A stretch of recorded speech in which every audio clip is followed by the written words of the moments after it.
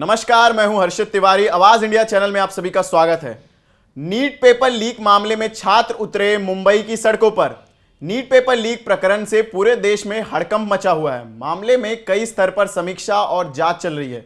इसी मुद्दे पर दिशा विद्यार्थी संगठन ने धरना प्रदर्शन करते हुए उन बच्चों के लिए न्याय की गुहार लगाई।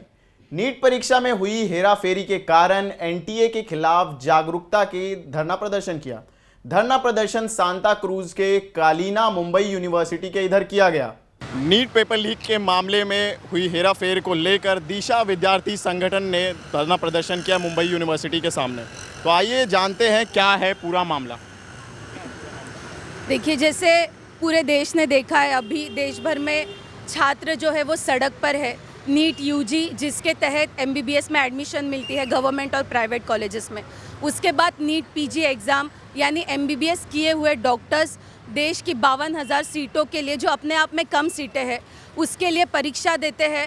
अपने ज़िंदगी के 6-8 साल देते हैं, उसके लिए तैयारी करते हैं। और अभी वो एग्ज़ाम भी सरकार ने कैंसिल कर दिए एकदम ऐन मौके पे। सुबह 7 बजे एग्ज़ाम सेंटर पहुंचना था, रात को 10-11 बजे पता चलता है छात्रों को कि एग्ज़ाम तो होने ही नहीं वाली है।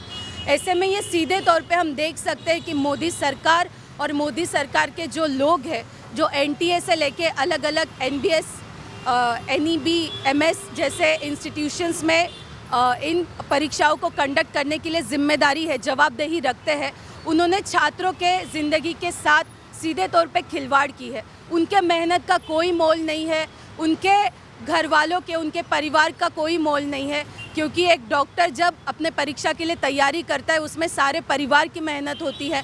बहुत लोगों के पास पैसे नहीं होते हैं।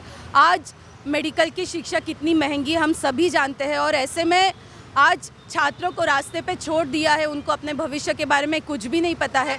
इसके साथ साथ नेशनल लेवल की यूजीसी नेट, जिसके तहत हम पीएचडी स्कॉलरशिप्स, असिस्टेंट प्रोफेसर्स की जो जगह है उसके लिए ये परीक्षा होती है।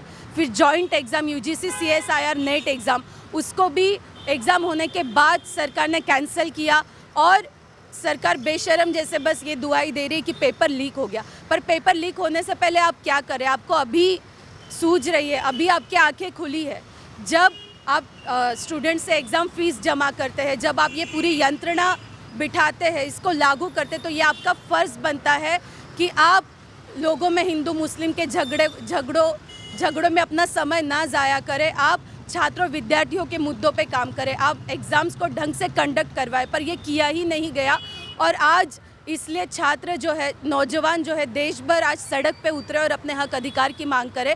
और हम भी यही मांग करते कि नीट एग्ज़ाम वापस से ली जाए, यूजीसी नेट एग्ज़ाम वापस से ली जाए, एनटीए को तुरंत तत्काल तौर से बर्खास्त किया जाए, और सारे जो विद्यार्थी है, सारे जो परीक्षार्थी, उनको एग्ज़ाम फ़ीस वापस की जाए, और एक सुनियोजित ढंग से जो एग्ज़ाम प्रणाली उसको लागू किए जाए।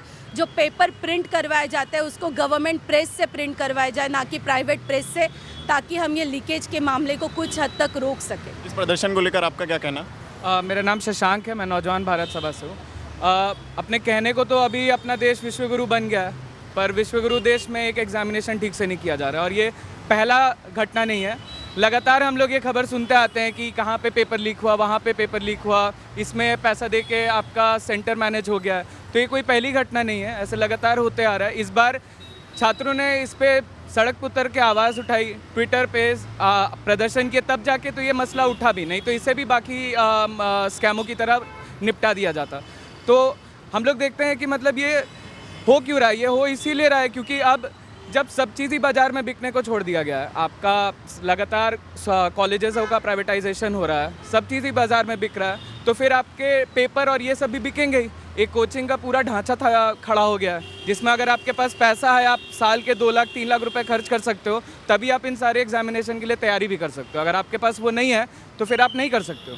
तो ये पूरा जो मसला आया है, ये मतलब देश के नौजवानों के साथ एक बहुत बड़ा मतलब एक भद्दा मजाक है। और हम तो यही कहेंगे कि मतलब इस पे कार्रवाई हो, और कार्रवाई भी सरकार क्या करेगी। इन्होंने क्या किया है कि जो व्यक्ति एनटीए का चेयरपर्सन है, उसी को एक कमेटी का इंचार्ज बना दिया जो एनटीए पे जांच पड़ताल करेगा। मतलब जिन्होंने धांधली करवाई वही अपने आप को चेक करेंगे कि वो धांधली कैसे करवाई। और ये भी हम लोग को पता है कि एनटीए के जो चेयरपर्सन है वो उनका आरएसएस और भाजपा से अच्छा कनेक्शन है। और जब वो एमपी में भी उन्होंने पब्लिक सर्विस कमीशन के हेड रह चुके हैं, छत्तीसगढ़ में भी रह चुके हैं, और वहाँ एमपी और छत्तीसगढ़, एमपी में हम लोग व्यापम का जानते हैं कि क्या क्या हुआ था, वहाँ पे भी ज़बरदस्त सालों साल वो स्कैम चला था। आज भी नहीं पता है कि उसमें क्या हुआ है, कौन किसने कितना, मतलब किसके हाथ कितना ज़्यादा गंदा है उसमें। तो हम लोग बोलते हैं कि इसका एक थर्ड पार्टी इन्वेस्टिगेशन होना चाहिए, और इसका जड़ से तो सफाया तभी हो सकता है अगर शिक्षा, स्वास्थ्य, ये सारे जो ज़रूरी क्षेत्र है इनमें पूरे तरीके से निजीकरण को ख़त्म किया जाए।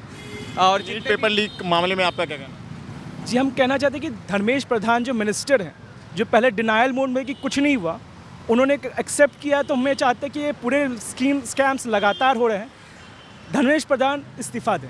हम ये कहना चाहते हैं कि पूरे इसके लिए धर्मेश प्रधान, मोदी सरकार जिम्मेदार है, वो इस्तीफ़ा दें और यहाँ पे इसकी निष्पक्ष जांच हो। बिना उसके इस पे आगे काम नहीं हो सकता। लगातार एनटीए के साथ घोटाला, एनटीए को बर्खास्त किया जाए, इस पे निष्पक्ष जांच की जाए, हम यही कहना चाहते हैं। दिशा विद्यार्थी संगठन का कहना है कि कार्रवाई होनी चाहिए नीट पेपर लीक के मामले में।